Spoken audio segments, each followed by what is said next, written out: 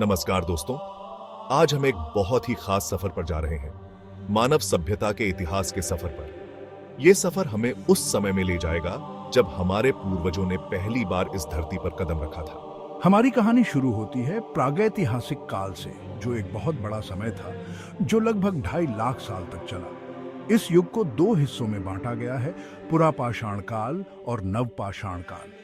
पुरापाषाण काल यानी पुराना पाषाण युग वो समय था जब इंसान शिकार करके और फल फूल इकट्ठा करके अपना गुजारा करते थे। हमारे पूर्वज खाना अबदोश थे, यानी वो खाने और रहने की तलाश में अलग अलग जगहों पर घूमते रहते थे। वो पत्थर के औजारों से शिकार करते थे, मांस काटते थे और जानवरों की खाल से बने हुए साधारण घरों में रहते थे। इस समय में आग जलाना सीखना एक बहुत बड़ी उपलब्धि थी, क्योंकि इससे उन्हें गर्मी मिलती थी, खाना पका सकते थे और जंगली जानवरों को दूर भगा सकते थे। लगभग 10,000 ईसा पूर्व में शुरू हुआ नवपाषाण काल यानी नया पाषाण युग मानव इतिहास में एक बहुत बड़ा बदलाव लेकर आया।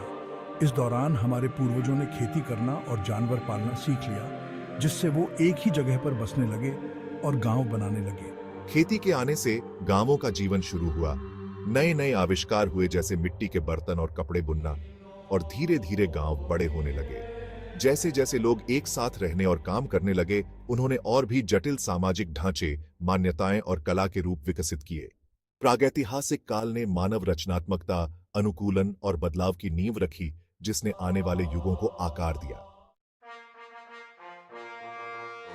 जैसे ही हम प्रागैतिहास से बाहर निकलते हैं और लिखित इतिहास में प्रवेश करते हैं, हम खुद को मेसोपोटामिया में पाते हैं, एक ऐसा क्षेत्र जिसे अक्सर सभ्यता का पालना माना जाता है।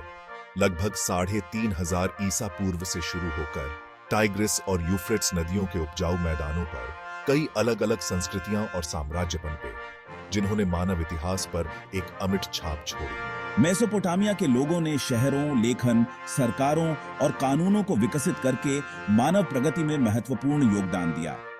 उन्होंने सबसे पुरानी झात लेखन प्रणालियों में से एक क्यूनिफॉर्म का आविष्कार किया, जिसका उपयोग उन्होंने अपने विचारों, इतिहास और कहानियों को लिखने के लिए किया। मेसोपोटामिया के लोगों ने प्रभावशाली गणितीय और खगोलीय प्रणालियों का भी विकास किया। उन्होंने समय को मापने के लिए 60 आधारित प्रणाली बनाई, जिसका उपयोग हम आज भी करते हैं। शहर राज्यों में संगठित होकर उन्होंने व्यापार, खेती और पानी के प्रबंधन को नियंत्रित करने के लिए जटिल कानून और शासन व्यवस्था स्थापित की। बेबीलोन के हम्मुराबी का कानून सबसे पुराने झात लिखित कानूनों में से एक, न्याय और सामाजिक व्यवस्था के लिए एक सख्त दृष्टिकोण को दर्शाता है। मेसोपोटामिया के लोग अपने स्थापत्य कौशल के लिए प्रसिद्ध थे, खासकर अपने राजसी जिगुरेट्स के लिए, जो उनके धार्मिक विश्वासों का प्रमाण है। उनकी विरासत साहित्य, कला, वास्तुकला और कानून में दिखाई देती है, जिसने प्राचीन विश्व को प्रभावित किया और आधुनिक समाज की नींव रखी। जहां एक तरफ मेसोपोटामिया में सभ्यता फल फूल रही थी, वहीं उत्तरी अफ्रीका में एक और उल्लेखनीय संस्कृति उभर रही थी, प्राचीन मिस्र। जीवनदायिनी नील नदी के किनारे बसा प्राचीन मिस्र एक शक्तिशाली और स्थायी सभ्यता के रूप में विकसित हुआ, जो लगभग 3,000 वर्षों तक चला। हर साल आने वाला बाढ़, जो उपजाऊ गाद जमा करता था, ने मिस्रवासियों को एक समृद्ध कृषि अर्थव्यवस्था विकसित करने की अनुमति दी, जिससे उनके समाज को फलने फूलने के लिए आवश्यक संसाधन प्राप्त हुए। प्राचीन मिस्रवासियों ने कला, वास्तुकला और इंजीनियरिंग में उल्लेखनीय प्रगति की, जैसा कि उनके विशाल स्मारकों, मंदिरों और कब्रों से पता चलता है। गीजा के पिरामिड, जो फिरौन के लिए भव्य मकबरे हैं, मानव सरलता और स्थापत्य प्रतिभा का प्रमाण है। उनकी जटिल चित्रलिपि लेखन प्रणाली, उत्तम मूर्तियां और जीवंत भित्ति चित्र उनके परिष्कृत कलात्मक कौशल और समृद्ध धार्मिक मान्यताओं का प्रमाण है।